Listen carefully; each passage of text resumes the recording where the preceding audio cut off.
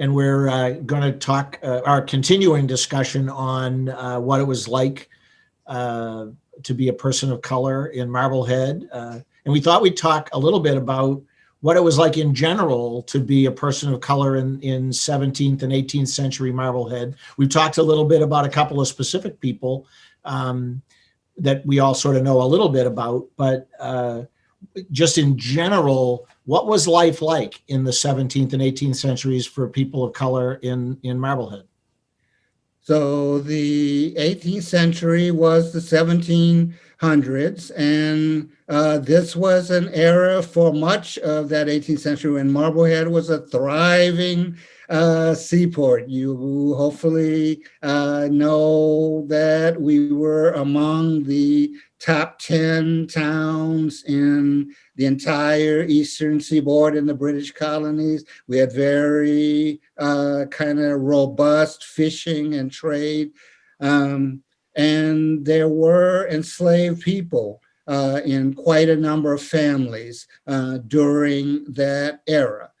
And I want to rely for some of my conversation here on materials produced by the Marblehead Museum, where we've had a wonderful partnership, Marblehead Racial Justice Team and the Marblehead Museum. And I can't say enough positive about their board and Lauren McCormick, the executive director, and Amy, the associate director. In terms of interest in these things and movement forward. But let me read a bit from a Marblehead Museum exhibit. The Lee Mansion was not a place of independence and prosperity for everyone. For some, it was the site of toil, poverty, and servitude.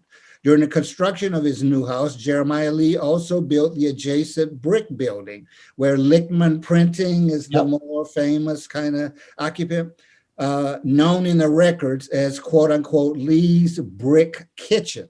However, in local lore, the building is referred to as Lee's quote unquote slave quarters. The 3 enslaved men are unceremoniously listed among Lee's warehouse goods as property in the 1775 inventory taken after his death. These 3 men were given names, again, only first names. Similar to Agnes, they never had the distinction of having a surname. Listen away, they're listed in that estate property of Jeremiah Lee, Negro Diamond, and then there is a listing of his value in pounds as property, Negro Jimmy, a listing in pounds of his value, and Negro Cupid. Except for their names, these 3 individuals sadly remain a mystery.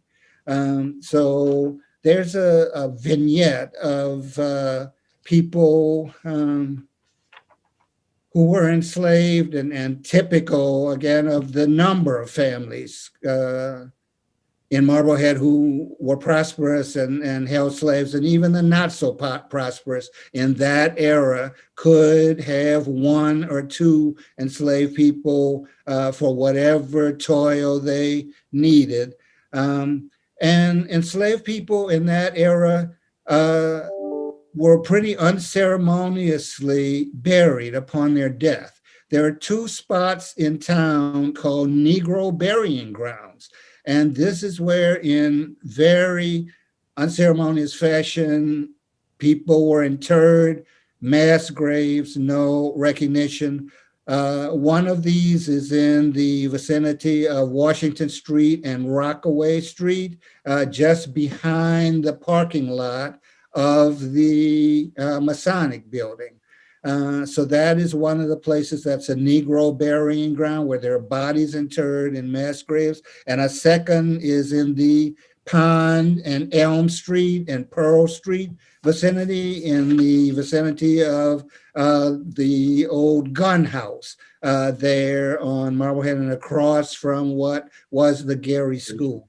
So those are some of the sad things that we have to reckon with.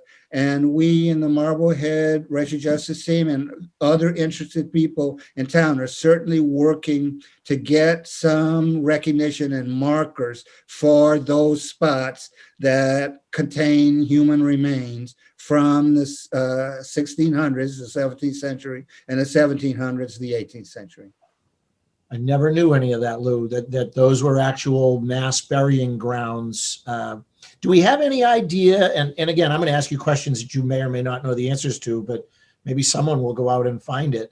Do we have any idea how many slaves there were in Marblehead at that yes, time? there's some snapshots at various times.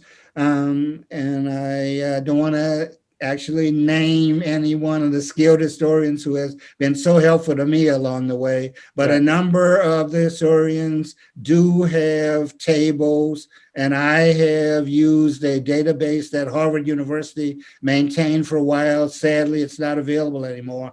That in a snapshot, I can tell you precisely in 1770, what, and now I'm blanking on exactly, in some year, in a decade in the 1770s, precisely who in Marblehead reported to the state anyway that they own slaves and the number of enslaved people that they have. So yes, there are a number of snapshots about that we can present if people are interested. Well, and hopefully, these little conversations we're having are interesting enough that people are going to go out and say, I want to know more about that. And that data is available if they want to talk to the Marblehead Historical Society or any one of a number of online sources, I would imagine, right? A few more in the sort of personal research of historians. Yeah. And before we finish up this topic, I do want to talk about, again, the term servant was used about people who were enslaved. Yeah. And there was an analysis of this, I thought very astutely, in a passage from an acclaimed book, the title of which is Never Caught, The Story of Ona Judge, by Dr. Erica Armstrong Dunbar and Kathleen Van Cleve. And this is the Young Readers edition of that. And the book is about a person enslaved in the family of George and Martha Washington. And here's the quote: "Slave owners, including George and Martha Washington, referred to their human property as servants, not slaves. Perhaps even way back then, among people who supported slavery wholeheartedly, this choice of words implied that somewhere deep in their conscience, they knew it was wrong," unquote. So let's leave this topic at that point. Thank you. I'm not sure I can improve on that. So thanks very much, Lou.